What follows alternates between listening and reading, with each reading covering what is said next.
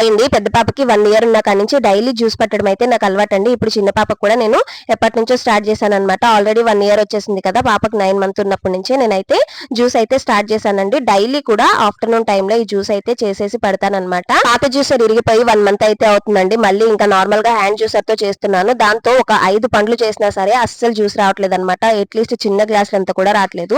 దీనిలో చేస్తే మనకి 2 పళ్ళు చేసినా సరిపోతుందండి. గ్లాసులంత జ్యూస్ అయితే వస్తుందన్నమాట. మా పాత జ్యూసర్ కూడా ఇలానే ఉండేది.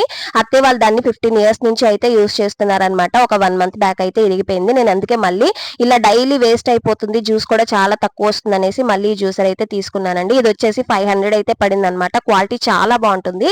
అండ్ జ్యూస్ కూడా 2 పళ్ళు చేస్తే చాలండి గ్లాసులు వస్తుంది. పిల్లలకి డైలీ ఇలా మోసంబి జ్యూస్ పట్టడం వల్ల హెల్త్ కూడా చాలా మంచిదండి. నేనైతే మా పెద్ద పాపకి 5 ఇయర్స్ నుంచి అయితే పడుతున్నాను. ఇప్పుడు చిన్న పాప కూడా స్టార్ట్ చేసేసాను అనమాట. ఆ బుడ్డది అన్నం అయితే ఎక్కువగా తింది కానీ జ్యూస్లు అయితే చాలా ఇష్టంగా తాగుతుందండి. వీడియో నచ్చితే లైక్ చేయండి, ఛానల్ ని సబ్స్క్రైబ్ చేసుకోండి.